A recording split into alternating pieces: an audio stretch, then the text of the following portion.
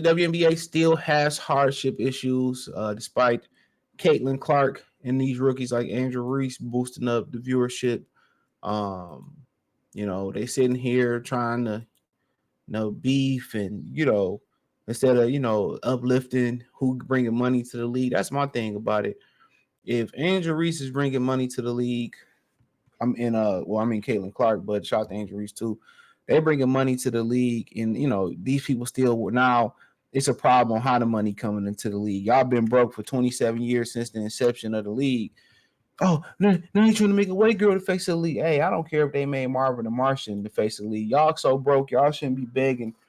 Y'all shouldn't be begging on where the money is coming from. Y'all should be happy that somebody is coming to spend that bread with y'all. That y'all infusing bread. But like I said before with women, they get into this debate about paying 50-50 on the internet in the black community. Look here. Take it from me. Real talk. You could pay 50-50. All right. You could pay 50-50. You could pay 80-20, 100% of nothing. Let me tell you this. No matter what you do, you can't please a woman. You can't keep her happy. And I know you can't please them. This is the perfect example. Somebody coming in and making money, they mad. Well, she ain't paid her dues. She ain't did this. She ain't did that. Look here, y'all been broke for 20 years, 27 years. Y'all been broke for that long. And y'all still complaining about where y'all should be happy the money is coming in illegally or legally. Come on. Let's keep it real. And they saying this Adrian Wilson should be a face of the league and she deserves a shoe deal. If you deserve it so much, they will put money behind you. Let me tell you this. Even going into the NBA, big fellas, centers, big fellas, big men, bigger positions have never been fruitful. Shaq has had probably the most successful shoe line and commercial success as a big man more than anybody else in the NBA. It's never been duplicated. Tim Duncan, Kevin Garnett, whoever you name, Hakeem, Kareem, Wilt, Bill, nobody has been celebrated like Shaq. So people that play bigger positions, they never are really the commercials for face of the league. It's a guard's game. It's a guard's game. Like it or not, it's a guard's game. Kids don't grow up wanting to post up and drop step. That's why you see all the big fellas. Excuse me. That's why you see all the big fellas in the league playing like guards. They want to set the 3-point line, But sorry, turning my teeth. And it won't come out. But that's why. So, and no offense, she's not pretty. That's the number one thing I hear from dudes that got hard with the WNBA. The girl's not pretty. I mean,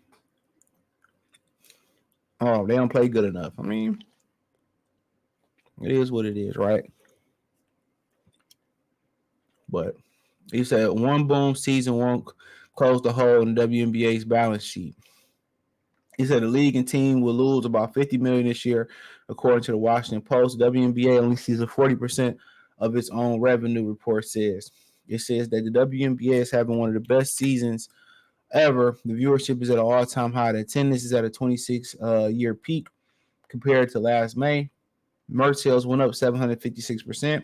League pass subscriptions increased by 335%, according to the league. And yet, the WNBA and its 12 teams are expected to lose a total of roughly $50 million this year, according to the Washington Post. The league is booming, but one great season isn't going to fix the balance sheet. One reason is the WNBA's unique relationship with the NBA, which has both been a lifeline and a financial restriction. The WNBA's revenue hasn't historically covered its losses. Back in 2018, NBA Commissioner Albert Silver says the NBA loses an average of more than $10 million per year on the WNBA. And this year, And next, the WNBA is digging an extra 25 million size hole to add charter flights, something the players have long said is a necessity for both health and safety. So, um, so they added charter flights, and now instead of being 10 million in the hole, they 25 million in the hole. See, if you deserve something, that means you financially earned it. You don't deserve it because I'm a woman. Oh, we got safety issues. No, y'all need to get out there and do your job and promote the WNBA. That's part of y'all job too. Coming up with new ways to promote. If the women come to the game, guys gonna come. It's the same concept like going to the club. Why do guys pay 20, 30, 40? I don't know what they're paying days to get in the club. I don't go to the club no more. Why do they pay all this money to go to the club? To see women. So if women came to start supporting the WNBA like they support going to the club, you know what I'm saying? Guess what's going to happen? The guys are going to come. So if the women are there, then the guys are going to come. See, they lazy. They just want to beg. That's what women do. They beg, and they expect handouts because Section 8, the government, you cry, somebody stop and change your tire. But a lot of that's starting to change.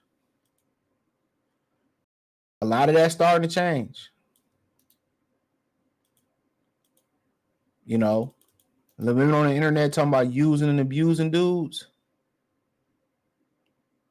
And a lot of guys are waking up to that.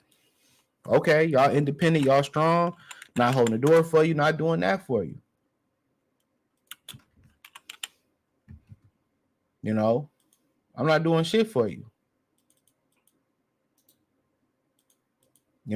So at the end of the day, I understand it.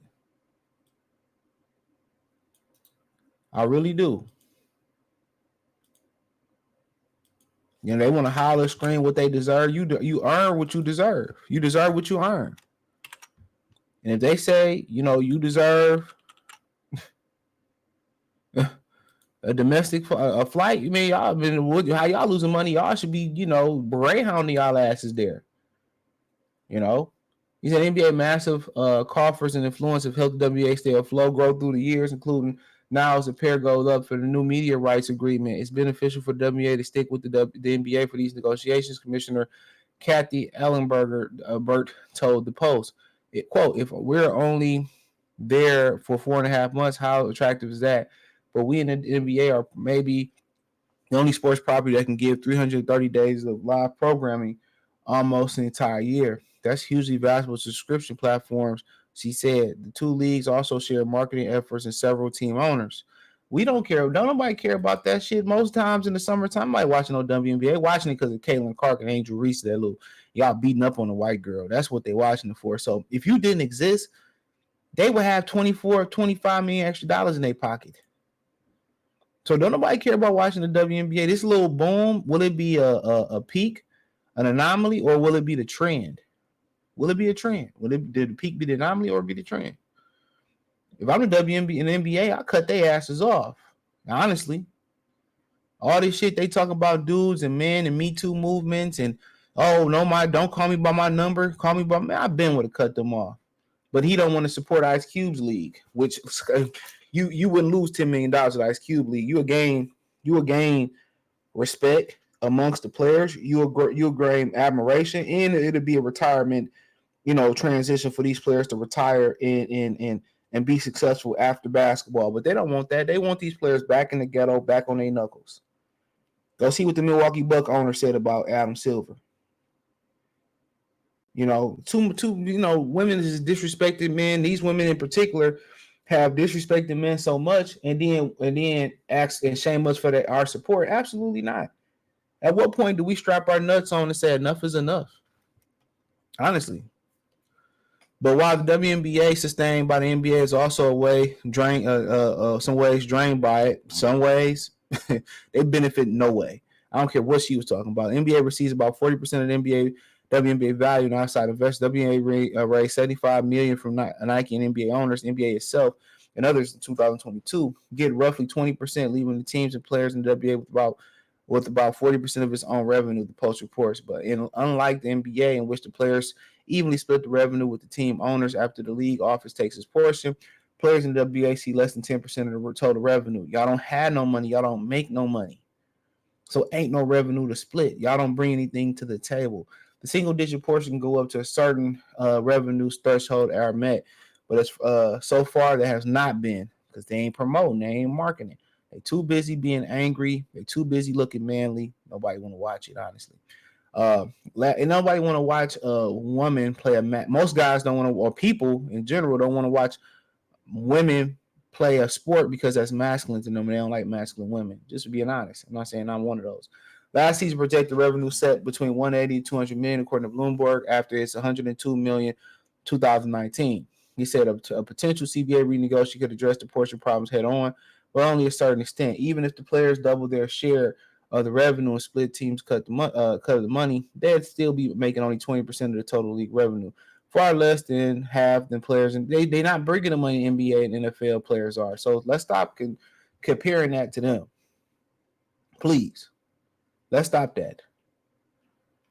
And also clouded between the two leagues who make big financial decisions such as selecting expansion teams and implementing charter flights. According to the Post, the announcement itself, while welcome, caught many off guard. It's unclear who made the decisions, from where the funds appeared, and why. If the financially feasible, this is this didn't happen sooner. The league is growing, no doubt. The new media rights deal, coupled with the all interest, will certainly help the WNBA revenue in the future. According to the Post, the media revenue alone could also increase from 60 million to 180, 200 if not higher. How much will the growth reach the players so that the next Caitlin Clark isn't earning the same salary as entry level accountants? Remains to be determined. They got to keep doing it, but then again, they trying to sabotage themselves by not promoting and marketing Caitlin Clark. You know, oh, I deserve this. You don't deserve shit. You deserve what you get. Life ain't all peaches and cream, and life ain't all fair. Promote her. Promote Angel Reese. Promote the girl out there in LA. Promote your young girls, your young women. And then the shine will eventually get on you, but they're gonna sabotage you like women sabotage themselves in their marriages all the time.